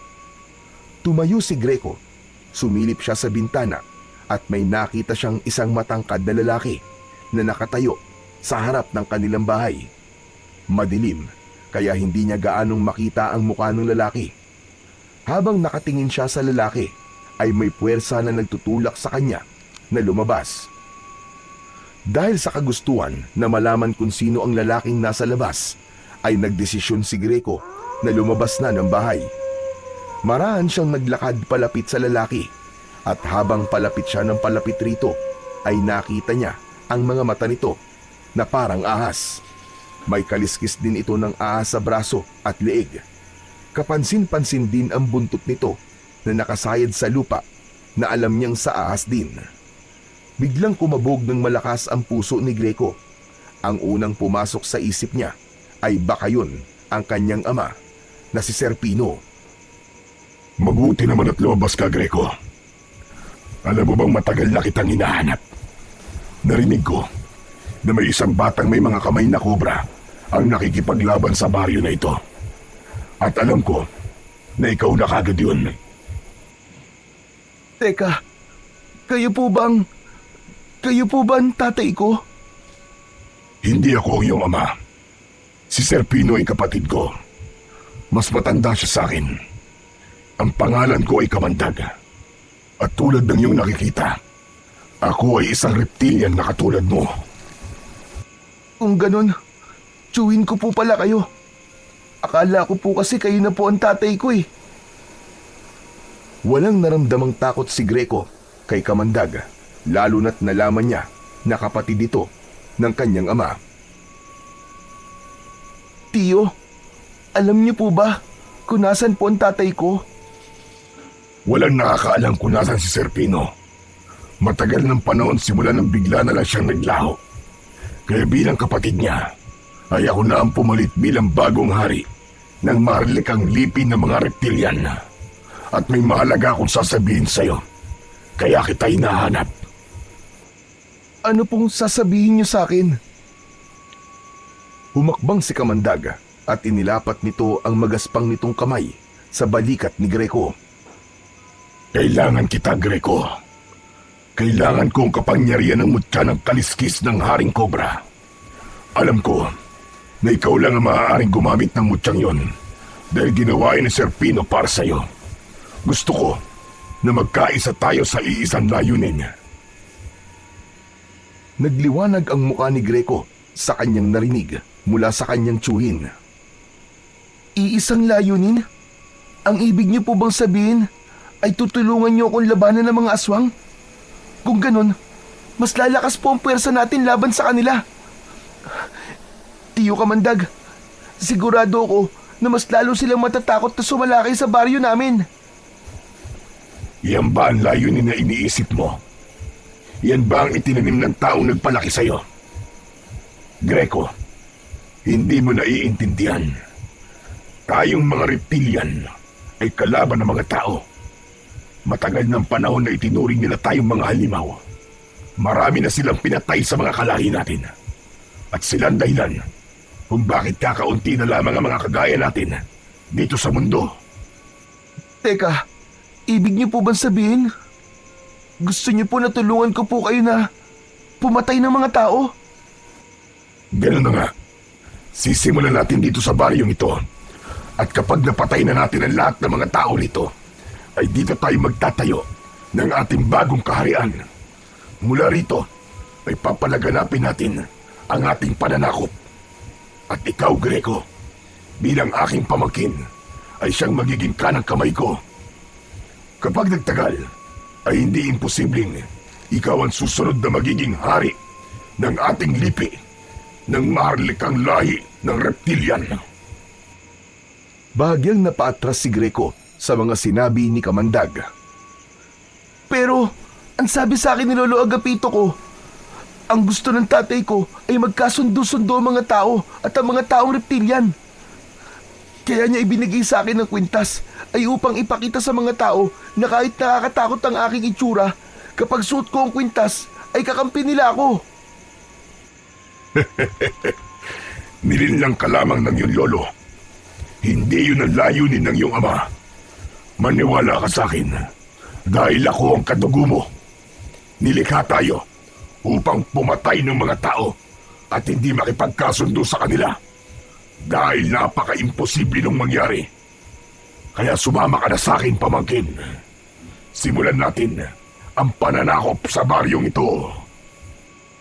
Hindi! Ayoko! Ayoko sumama sa'yo, Tiyo Kamandag! Hindi ako naniniwalang yan ang gusto ng tatay ko. Mabait siya! Yun ang sabi ni Lolo sa akin! Nanlaki ang mga mata ni Kamandag. Tila hindi nito inasahan ang sagot na yon mula kay Greco. Mukhang talagang nalaso na ng lolo mo ang utak mo. Maniwala ka sa akin, Greco. Kalaban natin ang mga tao. Darating ang araw, nahalimaw na naman ang magiging tingin nila sa'yo. At sila mismo ang papatay sa'yo. Kung sasakupin mo ang aming baryo at papatayin mo ang mga tao rito, ay handa akong kalimutan na kadugo kita. Lalabanan kita. Baka nakakalimutan mo na may dugo rin akong tao. At mas naniniwala ako sa lolo ko kaysa sa'yo na ngayon ko lang nakilala. Umalis ka na, Tiyo Kamandag, at huwag mo nang tangkain na bumalik pa rito. Dahil sa susunod na paghaharap natin, ay hindi na ako magpipigil na labanan ka. Pagsisisihan mo na hindi ka umanib sa akin, Greco. Ito ang tandaan mo. Hindi pa ito ang huling beses na magkikita tayo. Tumalikod na si Kamandag at naglakad palayo. Nang makalayo na ito, ay biglang naging ahas ang pang-ibabang katawan nito at mabilis itong gumapang hanggang sa tuluyan itong nawala sa paningin ni Greco. Hindi muna umalis si Greco sa kinatatayuan niya. Nanatili siyang nakatingin sa lugar kung saan nawala si Kamandag. Mabilis ang tibok ng kanyang puso. Sa kabila ng tapang na ipinakita niya kanina kay Kamandag, ay hindi niya kayang itanggi sa sarili ang takot na unti-unting bumabangon sa kanyang dibdib. Malakas ang pakiramdam niya na hindi pa rin tapos ang kaguluhan sa kanilang baryo dahil sa pagdating ni Kamandag doon ay tila isang panibagong dilubyo ang kailangan nilang harapin. Kinabukasan ng umaga, habang nag-aalmusal, ay agad na ikinuwento ni Greco kay Lolo Agapito ang tungkol kay Kamandag. Lahat ng napag-usapan nila ay ipinaalam niya sa kanyang lolo. Mabuti na lang at hindi ka naniwala sa mga sinabi ng Kamandag na yon. Hindi totoo na gusto ni Sir Pino na patayin ang mga tao. Ilang beses ko nakausap ang tatay mo noon, pero palagi niya sinasabi na wala siyang ibang nais kundi ang kapayapaan sa pagitan ng mga tao at ng mga reptilian. Kaya nga po, ang sabi niya, magkikita daw po kami ulit. Sigurado po ako na babalik siya dito. Wala po akong pakialam kung kailangan ko siyang labanan. Ang ikinakatakot ko lang po ay baka idamay niya kayo. Huwag mo akong alalahanin, Greco. Kaya ko ang sarili ko. Basta, kapag bumalik siya at subukan kanyang saktan, ay huwag kang magdadalawang isip na lumaban sa kanya. Matapang na tumango si Greco. Sa kabila ng takot niya sa nagbabantang kaguluhan sa baryo nila, ay pilit pa rin niyang nilalakasan ang kanyang loob. Alam niya na hindi siya nag-iisa sa laban na to, lalo na't ramdam na ramdam niya ang pagtanggap ng mga tao sa baryo nila sa kung ano o sino siya. Maghapon na hindi mapakali si Greco, pakiramdam niya anumang sandali ay may masamang mangyayari. Isang hapon, bumisita si Kaloy sa bahay nila para makipaglaro. Naglaro sila ng holen sa harapan ng bahay ni Greco at hindi na nila namalayan ng oras. Kung hindi pa lumabas si Lolo Agapito, ay hindi sila hihinto sa paglalaro. Greco, apo! Nakahain na ang hapunan! Bukas na kayo maglaro ni Kaloy! Uuwi na pala ako, Greco. Gabi na pala.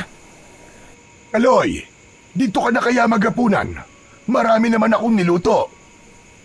Salamat na lang po, Lolo. Sa bahay na lang po. Nakakahiya po kasi. Lechong kawali ang ulam namin. Ay sige po, tara po. Kain na po tayo. Nauna pang pumasok si Kaloy sa bahay nila nang malaman nito kung ano ang ulam. Pagdating ni Greco at Lolo Agapito sa kusina, ay nakaupo na ron si Kaloy at sumasandok na ng kanin. Umupo na rin sila at nagsimulang kumain. Habang tahimik silang kumakain, ay biglang natigilan si Greco dahil sa mabigat na presensya na kanyang nararamdaman. Binitiwan na muna niya ang kutsara at luminga na parang meron siyang hinahanap na hindi niya alam kung ano. Apo, bakit tumigil ka sa pagkain? May problema ba? Hindi ko po alam, Lolo. Bigla pong bumigat ang pakiramdam ko eh. Hehehe, paano hindi bibigat ang pakiramdam mo? Eh, ang dami mo na yatang nakaing taba ng baboy. Naka-high blood ka na yata. Puro ka naman kalokohan, Kaloy. Hindi ako nagbibiro. Parang may kakaiba talaga sa paligid. Sandali lang po, Lo, ah. Titignan ko lang po dun sa labas. Tumayo si Greco at nagpunta siya sa pintuan. Natigilan siya nang makita si Kamandag na nakatayo sa harapan ng kanilang bahay. Nakangiti ito sa kanya, kaya kita niya ang dalawang matutulis nitong pangil. Lumalabas-labas pa ang dila nito, nakagaya sa ahas. Ang mga kamay nito ay may itim na matutulis na mga kuko na gaya sa isang bayawak. Sinasabi ko na nga ba? Kaya ang bigat ng pakiramdam ko ay nandito ka na naman. Hindi ba? Ang sabi ko sa iyo ay babalik ako. At dahil salungat ka sa gusto kong mangyari, ay kailangan kitang patayin dahil paniguradong magiging hadlang ka lamang sa mga plano ko. Mula sa likod niya ay narinig niya ang papalapit na sina Lolo Agapito at Kaloy. Sino ba yung kausap mo dyan, Greco? Diyos ko po, anong klaseng nilalang yan? Hala, ang pangit. Parang taong tuko. Lolo, siya po si Tiyo Kamandag. Siya yung naikwento ko sa inyo kaninang umaga. Pakikuha po ang kwintas ko, Lolo. Tatapusin ko na po ito ngayong gabi. Mabilis na kinuha ni Lolo Agapito ang kwintas. Nang maibigay nito yun kay Greco, ay agad niya yung isinuot. Gumapang ang kakaibang enerhiya sa katawan niya, kasabay ng pagbabago ng anyo ng kanyang mga kamay. Lumitaw mula roon ang dalawang ulo ng haring kobra na tila galit na galit. Akala mo ba ay natatakot ako sa iyo, Greco? Mas malakas pa rin ako sa iyo kahit nasa iyo pa ang kwintas ng iyong ama. Huwag kang puro salita. Patunayan mo yung sinasabi mo sa gawa. Ngumisi si Kamandag. Hinubad nito ang damit nito at doon nila nakita ang nangingintab nitong katawan dahil sa kaliskis nito na gaya ng sa ahas. Nang biglang sumugod si Kamandag, ay hindi agad nakapag-isip si Greco. Isinalag niya ang braso niya sa matutulis na kuko ni Kamandag at napasigaw siya sa sakit. Nang masugatan siya nito, agad namang lumayo si Greco sa bahay nila upang hindi na madamay pa sina Lolo Agapito at Kaloy na takot na pinapanood ang kanilang laban. Muling umatake si Kamandag. Malakas siya nitong sinipa sa kanyang tiyan. Humagis siya at nagpagulong-gulong sa lupa. Napaubo si Greco. Lumapit sa kanya si Kamandag at sa isang iglap, tutusukin sana siya ng buntot nito pero mabilis na nakaiwas si Greco. Gumulong siya pakaliwa at agad na tumayo. Simula pa lang, pero parang susuko ka na kagad, Greco. Anong susukod sinasabi mo? Nagsisimula pa lang mag-init ang katawan ko. Kaya huwag kang maging kampante, Kamandag. Si Greco naman ang umatake. Tumakbo siya papunta kay Kamandag at nang bubugahan na nito ng Kamandag ng kamay niyang kobra ay mabilis na nahawakan ni Kamandag ang ulo ng ahas ni Greco. Hinila nito yon, sabay balibag kay Greco sa lupa. Tama na yan! Huwag mong papatayin ang apo ko! Huwag kang makialam dito, tanda. Matapos kong patayin ang apo mo, ay ikaw naman ang isusunod ko. Pati na yung batang katabi mo. Hala, bakit pati ako nadamay? Wala akong kinalaman dyan. Pilit na tumayo si Greco kahit masakit ang kanyang buong katawan. Labis ang pagkadismaya niya sa sarili dahil pakiramdam niya ay wala siyang laban kay Kamandag. Sa muling pagtama ng mata ni Kamandag sa kanya, ay ngumisi ito na para bang minamaliit siya. Alam ko na hanggang ngayon ay hinahanap mo pa rin ang tatay mo, Greco. Kung ako sa'yo, huwag mo na siyang hanapin. Dahil ako mismo magdadala sa'yo kung nasan siya sa oras na mapaslang na kita. Anong pinagsasasabi mo? Matagal ko na siyang pinatay. Patay na si Serpino. Pinatay ko siya. Liid sa kaalaman ng mga kalahi naming mga reptilian. Para ako na maging hari. Patay na ang tatay mo. Sayang nga lang, hindi mo nakita kung paano siya magmakaawa sa akin na huwag ko siyang paslangin dahil gusto ko pa niyang balikan. Nanlaki ang mga mata ni Greco. Sandaling tumigil ang mundo niya at isang matinding galit ang sumiklab sa kanyang puso. Hayop ka! Wala kang puso! Papatayin kita! Malakas na sumigaw si Greco. Kasabay ng matinding galit ay ang biglang pagbabago sa kanyang katawan. Naramdaman niya ang pag-init ng kanyang dugo. Umilaw ang kintas sa kanyang leeg at tila may enerhiyang dumaloy sa kanyang mga ugat. Unti-unting nabalot ng makintab na kaliskis ng ahas ang buong katawan niya. Mula leeg, dibdib, braso at hanggang sa paa. Napaluhod siya sa lupa habang tinutubuan siya ng isang mahabang buntot ng ahas sa kanyang likuran. Humihingal na tumayo si Greco na isa ng ganap na mandirigmang taong reptilian. Ang kanyang mga mata ay sobrang liwanag at kasing dilaw ng mata ng hari ng mga kobra. Umigkas ang dalawang kamay niyang kobra at lumabas ang mahahaba ng mga dila. Hindi! Hindi maaari! Tila naabot mo na ang rurok ng iyong kapangyarihan. Paano ito nangyari? At tapusin na kita, Kamandag! Sisiguraduhin ko na ikaw naman ang magmamakaawa sa akin ngayon! Nang sumugod si Kamandag ay mataas na tumalon si Greco upang iwasan ito. Bumulusok si Greco papunta kay Kamandag at gamit ang kanyang buntot ay malakas niya tong hinampas sa katawan na naging dahilan para tumilapon si Kamandag at sumalpok sa isang puno. Hindi na nag-aksaya pa ng pagkakataon si Greco. Gumamit siya ng malalakas na kombinasyon ng pag-atake. Tinadyakan niya si Kamandag habang ang dalawang ahas niyang mga kamay ay walang tigil sa pagkagat dito. Sa bawat pag-atake ni Greco ay mas lalong nahihirapang makabangon si Kamandag. Hanggang sa itinaas ni Kamandag ang isang kamay. Tama na! Tama na! Susuko na ako, parang awa mo na, Greco. Huwag mo akong papatayin. Mawawala ng hari ang lipi ng mga taong reptilian kapag pinaslang mo ko. Ganyan din ba ang sinabi ng tatay ko sa'yo? Nung nagmamakaawa siya sa'yo, na huwag mo siyang papatayin! Itinutok ni Greco kay Kamandag ang dalawang ulo ng haring kobra. Sabay na bumukas ang bibig ng mga yon at binugahan si Kamandag ng kulay berdeng likido na diretsong bumalot sa buong katawan ni Kamandag. Nangisay si Kamandag habang sumisigaw sa labis na sakit. Unti-unti itong natunaw hanggang sa halos wala nang natira sa katawan nito. Napayuko si Greco. Ramdam pa rin niya ang init ng kanyang galit. Pero sa wakas ay natapos na ang laban nila ng kanyang tiyuhin na si Kamandag. At siya ang nagwagi. Nang lapitan si Greco ni Lolo Agapito at Kaloy ay sabay siyang niyakap ng dalawa.